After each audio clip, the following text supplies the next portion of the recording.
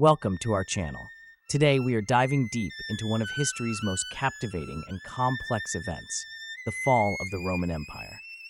Imagine a civilization that once ruled over vast territories, stretching from the windswept coasts of Britain to the sun-drenched deserts of North Africa, from the chilly forests of Germania to the bustling streets of the Middle East.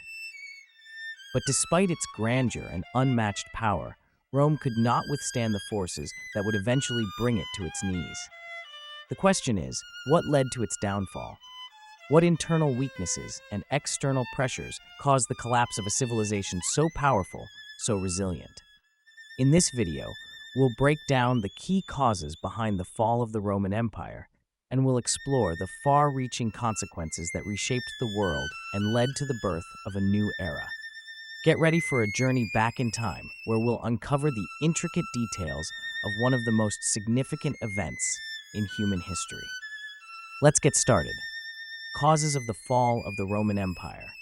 The fall of the Roman Empire wasn't the result of a single event, but a complex interplay of various factors that gradually eroded its strength. For centuries, the Roman Empire seemed invincible. It had weathered invasions, internal strife, and even plagues, but by the end of the 4th century, the cracks were becoming too large to ignore. Let's break down the most critical causes that led to the eventual downfall of this once great empire. Cause 1. Political instability and corruption. First and foremost, political instability and corruption were at the heart of Rome's decline. The Roman Empire had always struggled with power transitions, but from the 3rd century onwards, it became a significant problem. The constant change of emperors, many of whom were assassinated or overthrown, led to a sense of uncertainty and chaos. The infamous year of the 6 emperors in 238 AD is a prime example where 6 different men claimed the imperial throne within the span of a single year. Corruption further weakened the empire's political structure. High-ranking officials, senators, and even emperors were often more interested in their own wealth and power than in the well-being of the state. Bribes, extortion, and the selling of public offices became rampant. This not only drained the empire's resources, but also alienated the common people, who grew increasingly disillusioned with their leaders. Imagine an empire where the leaders are constantly scheming against each other, where the loyalty of the army is bought and sold like a commodity, and where the very foundations of governance are eroded by greed and ambition. This was the Roman Empire in its final centuries, a shadow of its former self, weakened from within. Cause 2. Economic decline and over-reliance on slave labor. The second major cause was economic decline, which went hand in hand with Rome's over-reliance on slave labor. The Roman economy had always depended heavily on agriculture, with large estates owned by wealthy elites. These estates were worked primarily by slaves, which created a lopsided economy that wasn't sustainable in the long run. As the empire expanded, it brought in a steady supply of slaves from conquered territories. But as expansion slowed and eventually halted, the influx of slaves dried up. This led to labor shortages and a decline in agricultural production, which in turn caused food shortages and inflation. Meanwhile, the small farmers, who had once been the backbone of the Roman economy, were squeezed out by the large estates and burdened with heavy taxes. The economic strain was further exacerbated by Rome's massive military expenditures. Maintaining an army capable of defending such a vast empire required enormous resources. To meet these demands, the government debased the currency, leading to rampant inflation. The economy entered a downward spiral, with poverty and unemployment becoming widespread. Picture a world where the rich grow richer while the poor become destitute, where the cost of bread skyrockets, and where the empire's currency loses its value day by day. This economic decay, driven by an over-reliance on slave labor and unsustainable financial practices, was a key factor in Rome's downfall. Cause 3. Military problems and barbarian invasions. The third major cause was the decline of the Roman military and the pressure of barbarian invasions. For centuries, the Roman legions were the most formidable fighting force in the world. But by the 4th and 5th centuries, the once mighty Roman army was a shadow of its former self. recruitment problems, desertion, and a growing reliance on mercenaries, many of whom were of barbarian origin, led to a significant decline in the quality and loyalty of the troops. At the same time, the empire faced increasing pressure from outside forces. Various barbarian groups, such as the Visigoths, Vandals, and Huns, began pushing into Roman territory. These groups were often driven by the movement of the Huns, a fierce nomadic tribe from Central Asia.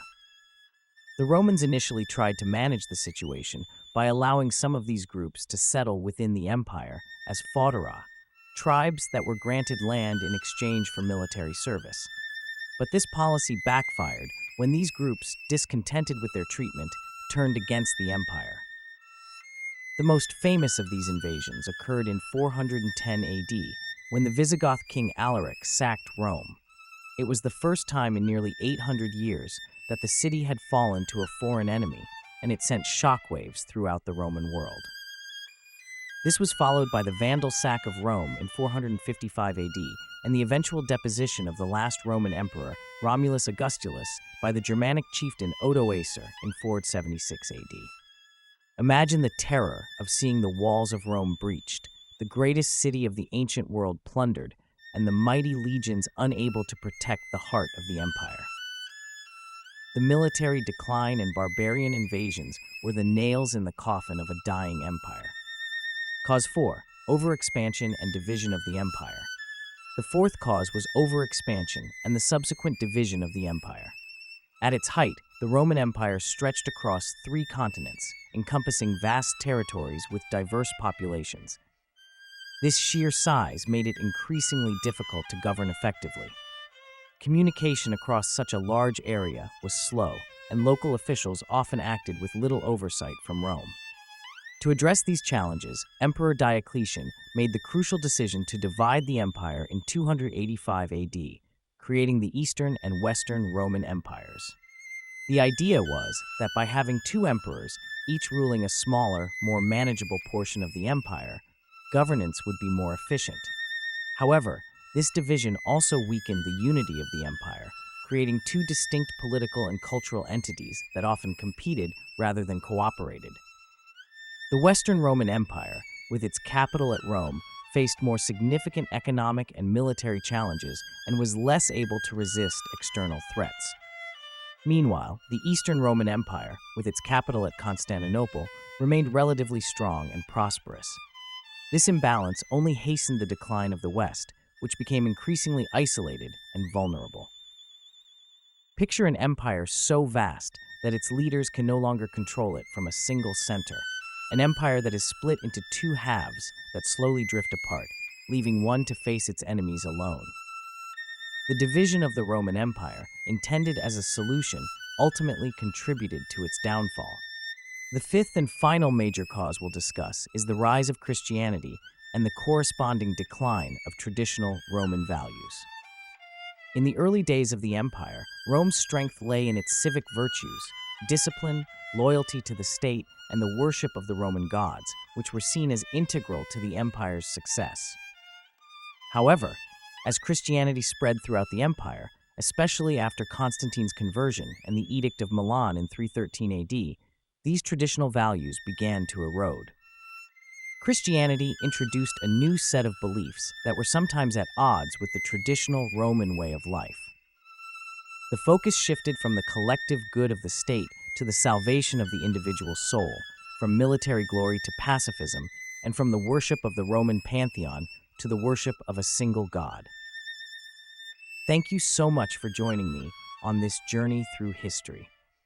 If you enjoyed this video, don't forget to give it a thumbs up and hit that subscribe button so you don't miss any future episodes.